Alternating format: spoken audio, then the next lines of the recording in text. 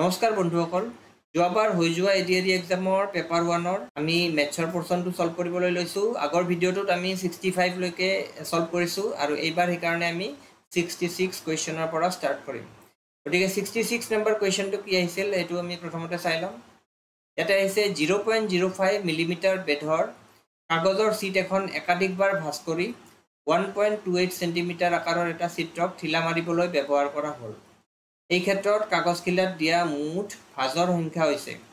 ইয়াতে কি দিয়া আছে 0.5 মিলিমিটাৰ বেধৰ কাগজৰ শীট এখন দিছে আৰু তাৰ বেধ কিমান 0.5 মিলিমিটাৰ আৰু সেই কাগজখন ব্যৱহাৰ কৰি বাৰে বাৰে ভাঁজ কৰি পেলাই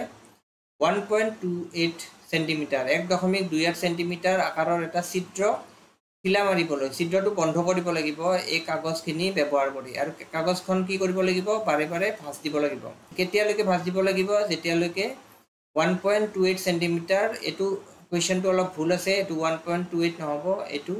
12.8 সেন্টিমিটাৰ হ'ব তেতিয়া আনসাৰটো শুদ্ধ আনসাৰ আহিব 12.8 সেন্টিমিটাৰ আকাৰৰ এটা চিত্ৰ বন্ধ কৰিব লাগিব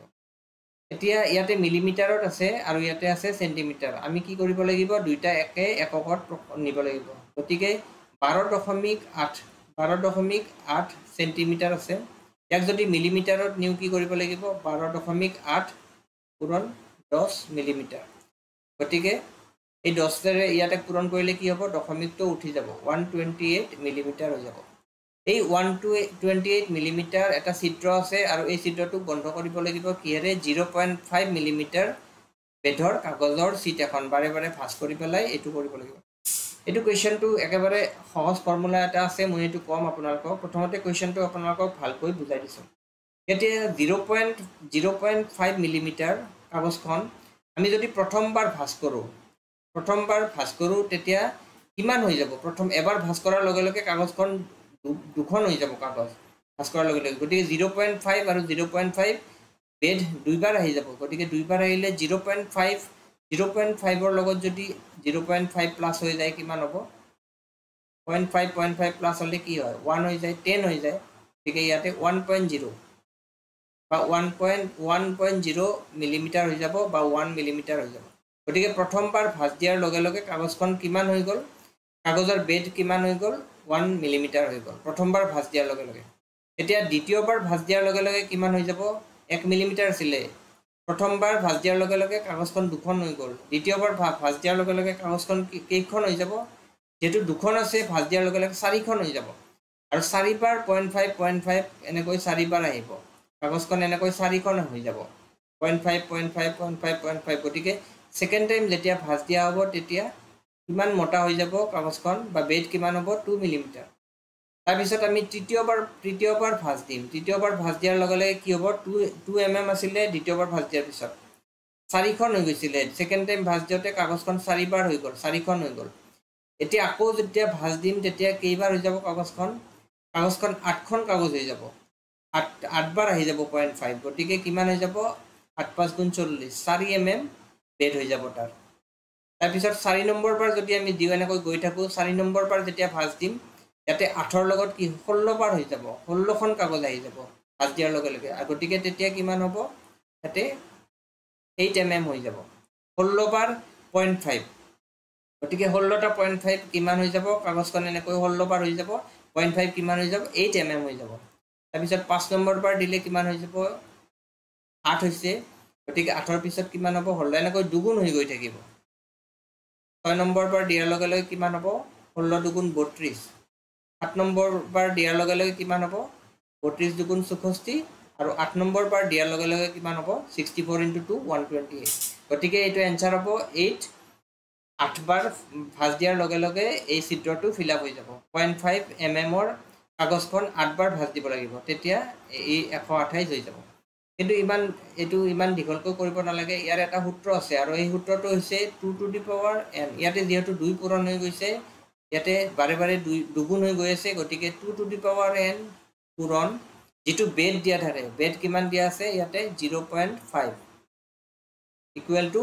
চিত্ৰটো যিমান দিয়া থাকে ইয়াতে কিমান দিয়া আছে এটো 1.28 নহব এটো হ'ব 128 12.8 হ'ব ইয়াক মিলিমিটাৰত লৈ গৈছো গতিকে 128 হ'ব মিলিমিটাৰত যেটো সেম হ'ব লাগে ইয়াতে বেড যেটো ইউনিটত আছে ইয়াতে ছিদ্ৰটো সেই একে ইউনিটত নিব লাগিব গতিকে 128 mm এইটোৱে হতো 2 to the power n into 2 to the power n into bed যেটো দিয়া থাকে হেতু পূৰণ দিব লাগিব তাৰে লগত সমান হ'ব কি ছিদ্ৰটো গতিকে ইয়াতে 2 to the power n ইয়াতে থাকিল সমান 0.5 ইয়াতে পূৰণ হৈ আছে ইফালে লৈ গলে কি হৈ যাব হৰণ হৈ যাব গতিকে ওপৰত থাকিব 128 তলত থাকিব 0.5 ইয়াতে পয়েন্ট উঠাব লাগিব ইয়াতে পয়েন্ট উঠাব লাগিলে 10 ৰে পূৰণ দিব লাগিব যেহেতু এক ঘৰৰ দশমিক আছে গতিকে ইয়াতে 10 ৰে পূৰণ কৰিলে ইয়াতে হ'ব 5 আৰু ইয়াতে যদি আমি 10 ৰে পূৰণ দিও কি হ'ব 128 ৰ পিছত এটা 0 আহি যাব গতিকে এটো হ'ব 2 to the power n এটো আমি এনে কৈ লিখিব পাৰো এতিয়া 5 ৰে যদি ইয়াক কাটো কিমান হ'ব 5 গুণ 10 5 5 গুণ 25 5 6 গুণ 256 গতিকে 2 to the power n equal to 256 equal to 256 এতিয়া 256 এতিয়া 2 পাৱাৰত লিখিব লাগিব এনে কৈ 256 আমি ভাঙিব লাগিব 2 ৰে কি হৰণ কৰি গৈ থাকিব লাগিব কিমান বাৰ হ'ব 128 এনে কৈ 2 ৰে 6 4 2 ৰে 32 কেইটা 2 পূৰণ কৰিলে 256 পাম আমি হেতু উলাব লাগিব 4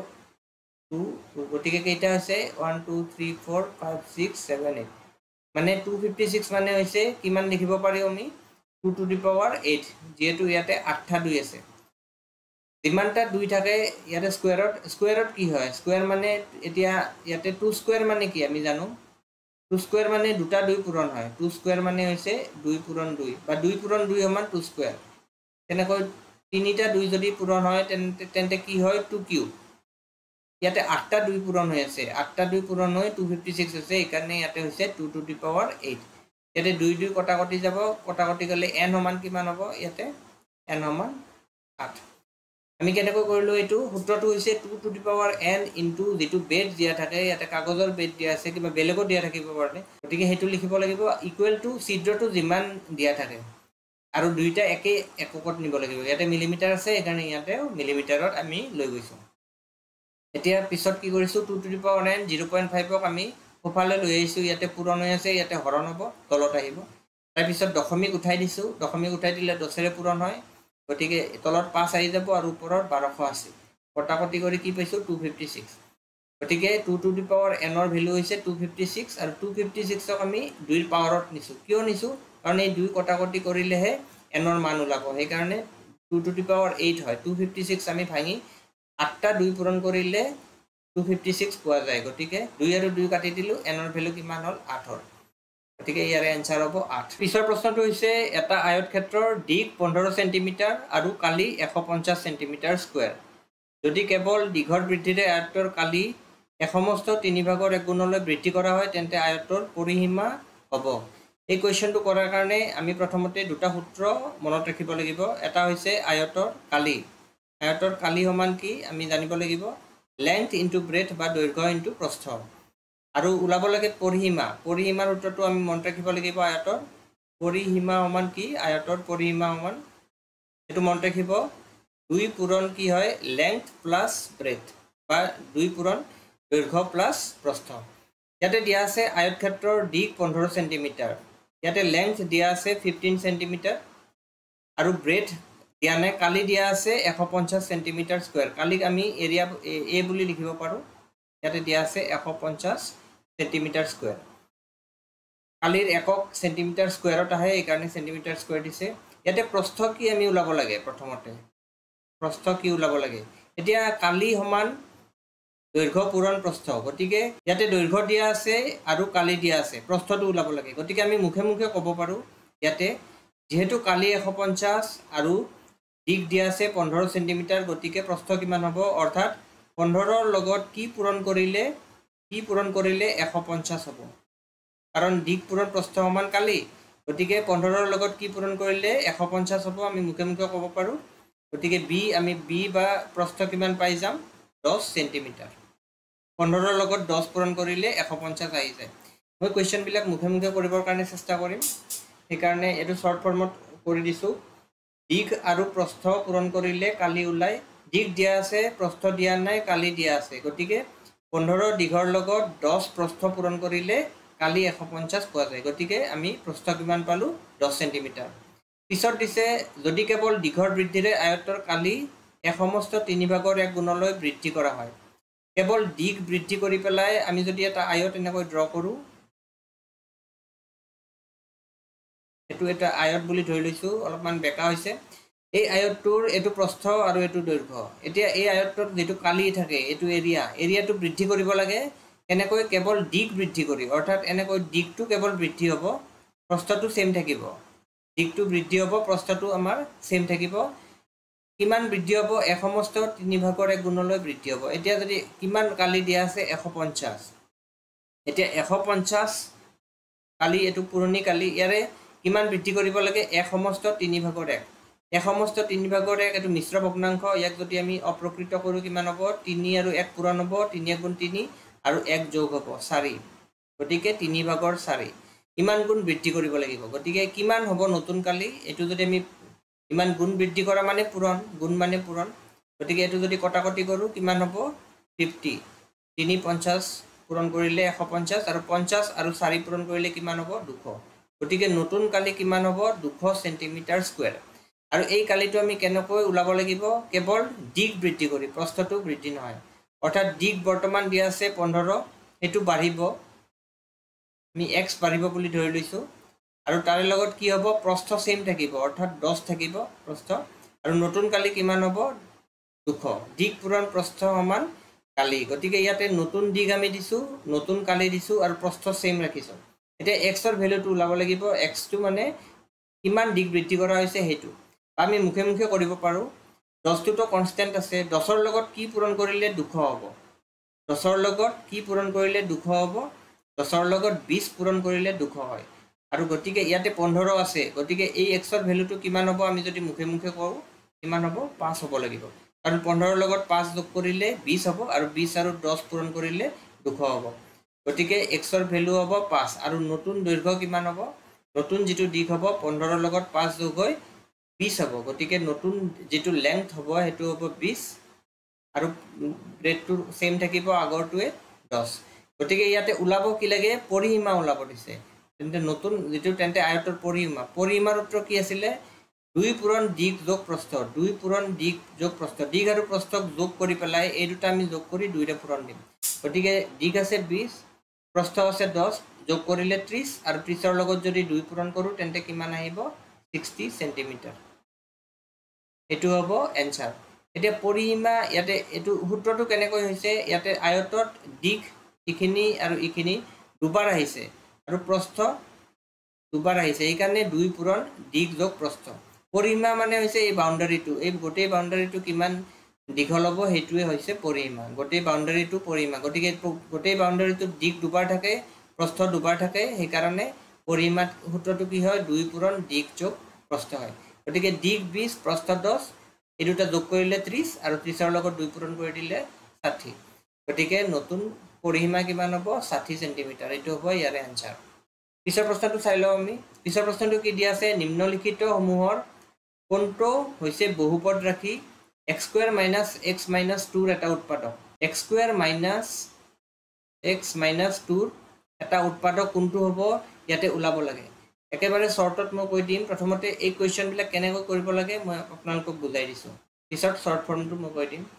ইয়াতে কি আছে x² - x - 2 ইয়াতে এটা x ৰ ইয়াতে আগত কি আছে 1 থকা বুলি আমি ধৰিব পাৰো গতিকে এনে ধৰণৰ কোৱেশ্চন সলভ কৰোতে কি কৰিব লাগে হেখৰ সংখ্যাটো কি দিয়া আছে 2 আৰু ইয়াতে x² ৰ আগত কি দিয়া আছে 1 একো নাই মানে আমি 1 বুলি ধৰি লব পাৰো আৰু x ৰ আগতো 1 বুলি ধৰি লব পাৰো গতিকে হেখৰ সংখ্যাটো আৰু ইয়াতে x² ৰ সন্মুখত যেটো সংখ্যা থাকে হেতুটা পূৰণ দিব লাগে গতিকে 1 আৰু 2 পূৰণ দিলে আমাৰ কিমান হ'ব 1 আৰু 2 পূৰণ দিলে 2 এ হ'ব আৰু মাজত কি আছে 1 গতিকে 2 ক এনেকুৱা দুটা সংখ্যা ভাগ কৰিব লাগিব 2 আৰু 1 ইয়াতে হ'ব যেটো পূৰণ কৰিলে 2 হ'ব আৰু এই দুটা সংখ্যাৰ যোগ বা বিয়োগ কৰিলে এই মাজৰ সংখ্যাটো আহে এইটোৱে হৈছে নিয়ম এইবিলাক সলভ কৰাৰ নিয়ম হৈছে প্ৰথমতে x² ৰ সন্মুখত যেটো সংখ্যা থাকিব আৰু হেখৰ সংখ্যাটো পূৰণ দিব লাগিব আৰু তাৰ পৰা এনেকুৱা দুটা সংখ্যা আমি উলাব লাগিব যেটো যোগ বা বিয়োগ কৰিলে এই মাজত যেটো সংখ্যা থাকে হেতু উলাই ইয়াতে মাজত কি আছে এইটো মাজত আছে 1 গতিকে 2 ৰ পৰা 1 বিয়োগ দিলে 1 আহিব আৰু 2 আৰু 1 পূৰণ দিলে 2 আহিব আৰু ইয়াতেও 2 আৰু ইয়াতে 1 আছে পূৰণ দিলে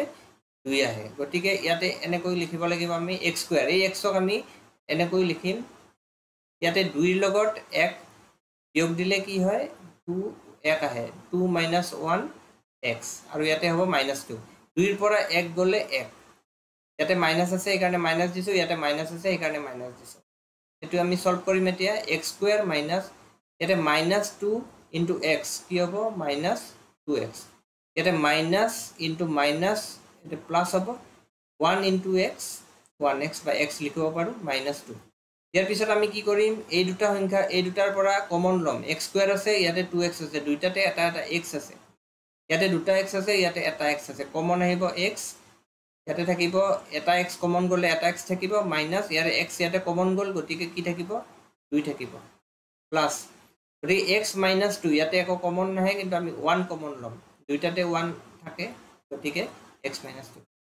এটা ইয়াৰ পৰা এই গটেইখিনিৰ পৰা আৰু এই গটেইখিনিৰ পৰা x - 2 আছে ইয়াতে ইয়াতে x - 2 আছে গতিকে আমি কমন লব পাৰো x - 2 গতিকে ইয়াতে x - 2 কমন ললে থাকিব কি x থাকিব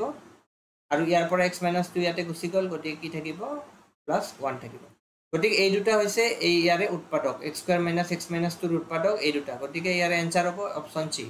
কিন্তু এটো কোৱেশ্চনটো দেখিলেই গম পাই ইয়াতে 2 আছে ইয়াতে 5 আছে অপচন কেটা आंसर অপচন কেটা চাব ইয়াতে 5 আছে ইয়াতে 4 আছে ইয়াতে 4 আছে এই তিনিটা হ'বই নোৱাৰে কাৰণ ইয়াতে আছে 2 গতিকে ইয়াতে 2 ইমান ইয়াতকৈ ডাঙৰ সংখ্যা ইয়াতে হ'ব নোৱাৰে গতিকে ইয়াৰ आंसर x - 2 এ হ'ব লাগিব আৰু এটা ইয়াতে নিয়ম আছে এইবিলাক কোৱেশ্চন সলভ কৰাৰ অপচন কেইটাৰ পৰা এটো आंसर ওলাব লাগিব এই যেটো দিয়া আছে ইয়াতে x স্কয়াৰ - x - 2 ইয়াতে প্ৰথম অপচনটো আছে x - 4 গতিকে x ৰ মান আমি কি ধৰিব পাৰো x - 4 = 0 বুলি ধৰি x তেতিয়া কি হ'ব 4 ইয়াতে x ৰ মানটো 4 বহাই দি যদি 0 ওলাই তেন্তে এটো উৎপাদক হ'ব ইয়াতে 4 ৰ স্কয়াৰ কৰিলে কিমান হ'ব 16 - 4 - 2 গতিকে 16 ৰ পৰা 4 আৰু 2 গলে কিমান হ'ব 10 গতিকে 0 নহল গতিকে এটো উৎপাদক নহয় তেনেকৈ আমি বহাই চাব পাৰো ইয়াতে x - 2 আছে x - 2 যদি আমি বহাও কি বহাব লাগিব x - 2 সমান 0 ধৰিম তেন্তে x ৰ মান কিমান হ'ব 2 টো ইফালে গুছি গলে কি হ'ব 2 হ'ব -2 ইফালে গলে +2 হ'ব গতিকে এইবাৰ আমি ইয়াতে এই +2 বহাই দিম ইয়াতে আছে x স্কয়াৰ - x - 2 যদি যাতে x স্কয়াৰ - x - 2 ইয়াতে যদি x ৰ ভ্যালুটো 2 বহাই দিও কি হ'ব 2 স্কয়াৰ -2 - 2 2 স্কয়াৰ মানে হৈছে 4 - 2 - 2 গতিকে 4 ৰ পৰা 2 আৰু 2 গলে কিমান হ'ব 0 গতিকে এইটোৱে ইয়াৰ উৎপাদক এনেকৈ আমি বহাইও কৰিব পাৰো এটো যদি নহলে হয় তেতিয়া আমি x + 5 ৰ = 0 ধৰি পেলাই এনেকৈ x + 5 = 0 x কিমান হ'ব -5 এটো বহাই চালো হয় গতিকে এনেকৈ আমি ইয়াৰে आंसर উলাব পাৰো গতিকে ইয়াৰে आंसर কি হ'ব x - 2 অপচন সি নেক্সট কোৱেশ্চনটো আমি চাই লও নেক্সট কোৱেশ্চনটো কি দিয়া আছে the mean of the data series ইয়াৰে গড় মান উলাব লাগে ইয়াতে দিয়া আছে 7 12 5 1 প্ৰথমতে আমি কেইটা সংখ্যা দিয়া আছে এটো গণিম ইয়াতে কেইটা সংখ্যা দিয়া আছে টোটাল 1 2 3 4 5 6 7 8 9 10 11 12 13 টোটাল সংখ্যা কিমান দিয়া আছে ইয়াতে 13টা সংখ্যা দিয়া আছে গড় উলাবৰ কাৰণে কি কি কৰিব লাগে গটি কেইটা সংখ্যা যোগ কৰিব লাগে আৰু যিমানটা সংখ্যা দিয়া আছে এটোৰে হৰণ কৰিব লাগে গতিকে এই গটিখিনি যোগ কৰিব লাগে এটো আমি এনেকৈ ভাবিব পাৰো 13 জন মানুহৰ হাতত প্ৰত্যেকজনৰ হাতত কিমান আছে এজনৰ হাতত 7 টকা এজনৰ হাতত 12 টকা এজনৰ হাতত 5 টকা এনেকৈ 13 জন মানুহৰ হাতত বেলেগ বেলেগ পৰিমাণৰ বা বেলেগ বেলেগ টকা আছে আৰু সেই যদি আমি গটেইখিনি 13 জন মানুহক সমানে টকাখিনি ভাগ কৰিব লাগে তেন্তে কিমান কৈ পৰিব হেতু হৈছে গড় হেতু উলাবৰ কাৰণে কি কৰিব লাগিব গটেইখিনি টকা একেলগে জমা কৰি পেলাই লাষ্টত 13 ৰে হৰণ দিব লাগিব এতিয়া এখিনি যদি আমি গটেইখিনি প্লাস কৰো ইয়াতে 13টা সংখ্যা আছে 13টা সংখ্যা প্লাস কৰিলে কিমান আহিব 7 12 19 24 25 29 31 32 44 61 61 77 78 83 83 8 91 গতিকে ইয়াতে টোটাল কিমান আছে যোগ কৰিলে আমি পাইছো 91 আৰু টোটাল কিমানটা সংখ্যা আছে ইয়াতে 13টা গতিকে 13 জন মানুহৰ মাজত 91 91 টকা ভাগ কৰি দিলে কিমানকৈ পৰিব এটো হৰণ দিব লাগিব গতিকে 13 ৰে যদি 91 ক হৰণ দিও কিমান বাৰ যায় আমাৰ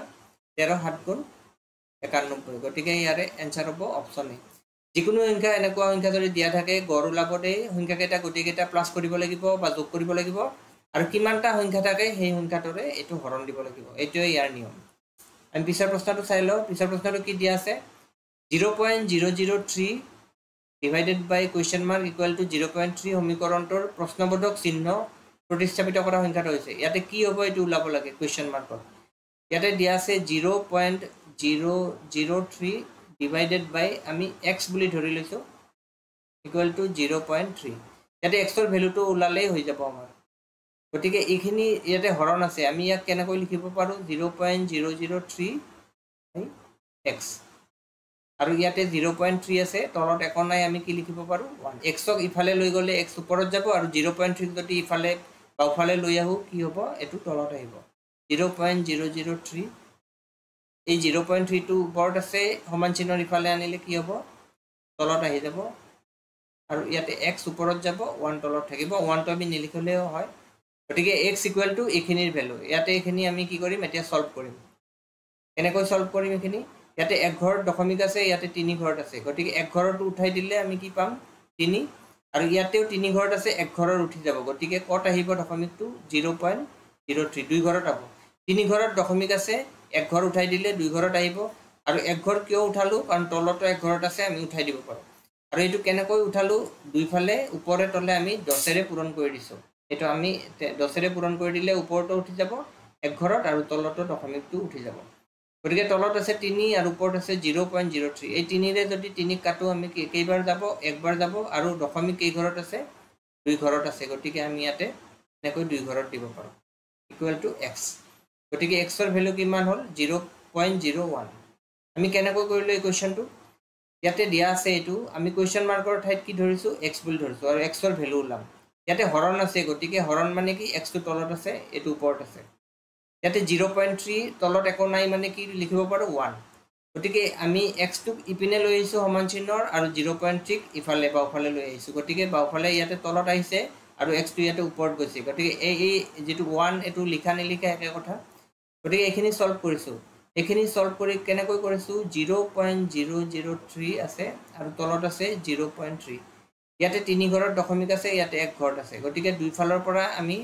তলে ওপৰে এক ঘৰত দশমিক উঠাই দিব পাৰো ইয়াতে 3 হৈ যাব ইয়াতে উঠাই দিলে আৰু ইয়াতে আহি গুছি আহিব 0.03 হৈ যাব দুঘৰত আহি যাব এক ঘৰ উঠি গল গতিকে এটো 3 আৰু 3 কটাকটি গলে 1 দুই ঘৰত দশমিক আছে গতিকে দুই ঘৰত দিবৰ কাৰণে ইয়াতে 0 লিখিব লাগিব গতিকে 0.01 অপচন এ এটো হৈছে শুদ্ধ উত্তৰ বন্ধুসকল ভিডিওটো চাই কেনেকুৱা পালে কমেন্ট কৰি জনাব আৰু এনে ধৰণৰ ভিডিওৰ কাৰণে আমাৰ চেনেলটো সাবস্ক্ৰাইব কৰি বেল আইকনটো প্ৰেছ কৰি থব যাতে নতুন ভিডিওৰ নটিফিকেশন আপোনালোকে পাই থাকে ধন্যবাদ